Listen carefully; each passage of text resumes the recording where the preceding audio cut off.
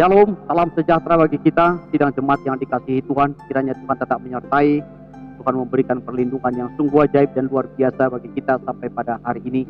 Sebelum kita melakukan aktivitas kegiatan-kegiatan kita, kiranya firman Tuhan akan menolong, menuntun, akan memberikan penghiburan serta kekuatan bagi kita, sehingga kita bisa melakukan seluruh aktivitas kita dalam penyertaan Tuhan.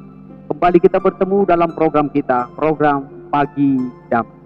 Kali ini kita akan mengikuti edisi Berkat Atas Keluarga. Ini dikutip dari kitab Mazmur, dari Mazmur 128, dari ayat 1 sampai kepada ayatnya yang ke-6. Saya akan bacakan terlebih dahulu bagi kita sekaliannya, sidang jemaat yang dikasihi Tuhan. Nyanyian ziarah. Berbahagialah setiap orang yang takut akan Tuhan, yang hidup menurut jalan yang ditunjukkannya. Apabila engkau memakan hasil jerih payah tanganmu, berbahagialah engkau dan baiklah keadaanmu. Istrimu akan menjadi seperti pohon anggur yang subur di dalam rumahmu. Anak-anakmu seperti tunas pohon zaitun sekeliling mejamu. Sesungguhnya demikianlah akan diberkati orang laki-laki yang takut akan Tuhan.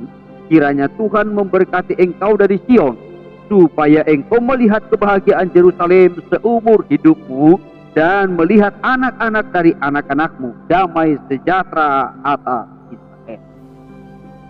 Sidang jemaat yang dikasihi Tuhan, ini adalah berkat untuk keluarga. Apakah berkat yang Tuhan sediakan untuk setiap keluarga daripada umat Tuhan, setiap keluarga orang-orang percaya? Dari nas firman Tuhan ini, dari ayat 1 sampai kepada ayatnya yang ke-6, ada 3 berkat utama yang Tuhan sediakan bagi setiap keluarga Allah. Yang pertama-tama itu adalah kebahagiaan. Kebahagiaan ini berkat yang pertama-tama yang Tuhan berikan. Karena itu tadi dikatakan berbahagialah, berbahagialah, berbahagialah. Jadi kebahagiaan itulah berkat yang pertama yang Tuhan persiapkan untuk setiap keluarga umat Tuhan, keluarga orang percaya. Yang kedua, berkat yang Tuhan sediakan itu adalah damai sejahtera. Itu tadi diungkapkan di dalam ayatnya yang terakhir, damai sejahtera atas Israel, atas umat Tuhan, atas orang-orang percaya yang tetap setia di dalam Tuhan, dalam kebenaran. Itu berkat yang kedua. Lalu berkat yang ketiga itu adalah pemeliharaan Tuhan sampai kepada anak cucunya. Jadi bukan hanya kita saja orang yang hidup dalam kebenaran yang dipelihara Tuhan, tetapi sampai kepada anak cucunya pun akan dipelihara oleh Tuhan. Saudara yang terkasih, saudara yang hidup dalam kebenaran, saudara yang percaya, saudara yang tetap bertekun setia di dalam Tuhan, maka anak cucumu pun kelak akan ada dalam pemeliharaan Tuhan. Dikatakan di dalam kitab Mazmur 37, Mazmur 37 dari ayat 25 sampai kepada ayatnya yang ke-26, saya akan bacakan. Demikian firman Tuhan. Dahulu aku muda, sekarang telah menjadi tua, tetapi tidak pernah kulihat orang benar ditinggalkan, atau anak cucunya meminta-minta roti. Tiap hari ia menaruh belas kasihan dan memberi pinjaman, dan anak cucunya menjadi berkat. Pemazmur mengungkapkan bahwasanya dahulu aku muda, tetapi sekarang aku sudah menjadi tua. Namun dari masa mudanya sampai kepada masa tuanya, dia hidup di dalam kebenaran, sehingga anak cucunya pun tetap dipelihara oleh Tuhan. Anak cucunya tidak akan meminta-minta roti. Anak cucunya tidak akan meminjam, tetapi justru akan memberikan pinjaman dan menjadi berkat bagi banyak orang. Nah, ini ajaibnya, ini indahnya menjadi orang-orang percaya, keluarga orang-orang percaya. Oleh sebab itu, saudara yang terkasih, kalau berkat Tuhan atas keluarga itu ada 3 hal tadi yang paling utama: kebahagiaan, damai sejahtera, dan pemeliharaan Tuhan sampai kepada anak cucunya. Jika demikian, bagaimanakah caranya meraih berkat Tuhan ini? Bagaimana caranya kita memperoleh berkat Tuhan itu?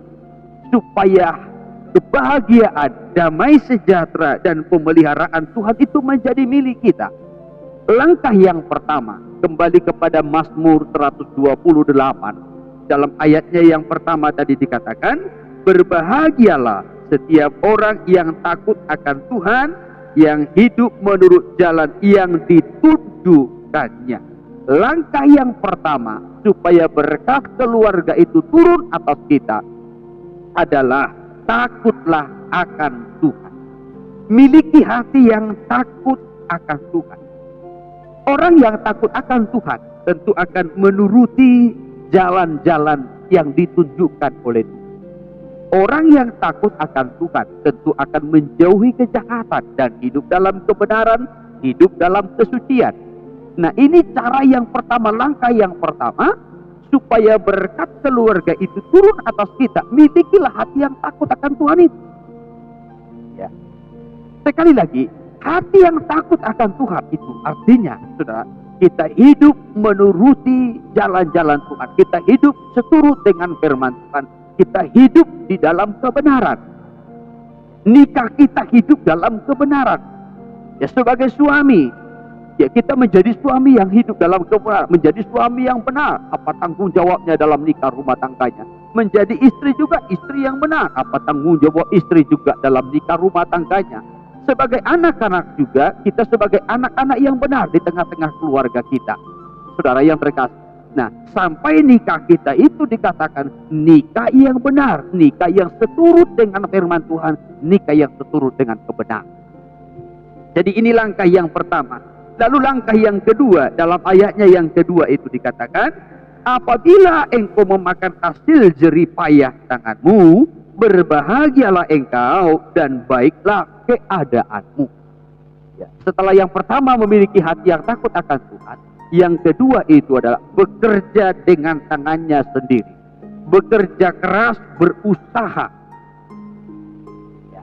Jadi walaupun kita memiliki hati yang takut akan Tuhan, kita menjauhi kejahatan. Sudah, kita tidak lagi mencuri, kita tidak lagi berdusta, kita tidak lagi berzina, kita tidak lagi mencuri dan dosa-dosa yang lain. Tetapi kalau kita tidak mau bekerja keras, ya, kita juga tidak akan diberkati oleh Tuhan.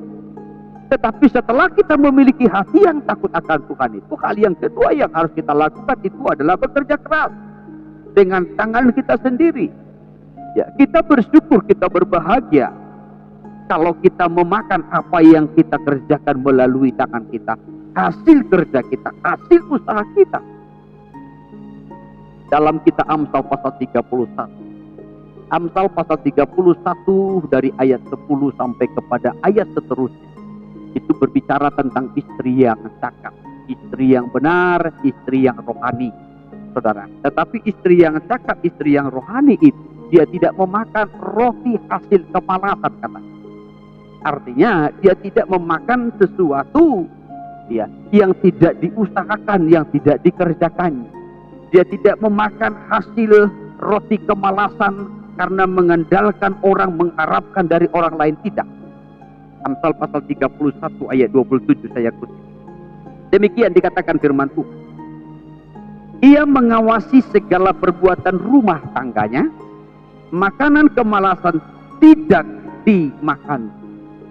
Makanan kemalasan itu artinya, saudara, berkat yang diperoleh hanya karena mengemis, karena mengharap kepada orang lain, mengharap kepada keluarga, mengharap kepada teman, yang mengandalkan manusia atau siapa saja, saudara. Ya, jadi tidak bekerja dengan tangannya, tidak mengusahakan dengan tangannya, tidak dengan berjerih lelah, tetapi hanya dengan mengemis, meminta, berharap kepada orang lain, berharap kepada manusia, berharap kepada keluarga, mungkin berharap kepada teman. Orang percaya yang benar, jemaat yang benar, cara hidupnya tidak demikian. Tetapi cara hidupnya yang pertama-tama tadi takut akan Tuhan, lalu yang kedua dia akan bekerja dengan tangan. Sehingga berkat Tuhan damai sejahtera, berkat Tuhan kebahagiaan, berkat pemeliharaan Tuhan itu turun di tengah-tengah keluarga kita. Sehingga kita menjadi keluarga yang paling berbahagia di dalam hidup. Di samping itu, kita juga perlu membangun dan menjalin, saudara, hubungan yang baik, memelihara hubungan yang baik di tengah-tengah keluarga, baik antara suami dengan istri maupun juga antara orang tua dengan anak. Kitab Kolose pasal yang ketiga, Kolose pasal 3 dari ayat 18 sampai kepada ayat 21, saya bacakan demikian firman Tuhan. Hai istri-istri, tunduklah kepada suamimu sebagaimana seharusnya di dalam Tuhan. Ini dimulai dari istri, memiliki ketundukan kepada suaminya seperti tunduknya kepada Tuhan.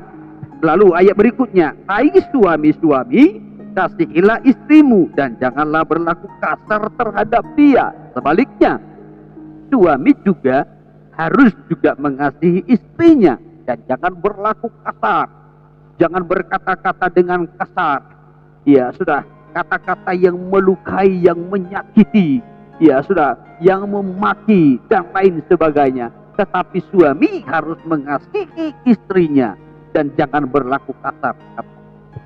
Lalu selanjutnya dalam ayat 20, hai anak-anak, taatilah orang tuamu dalam segala hal, karena itulah yang indah di dalam Tuhan.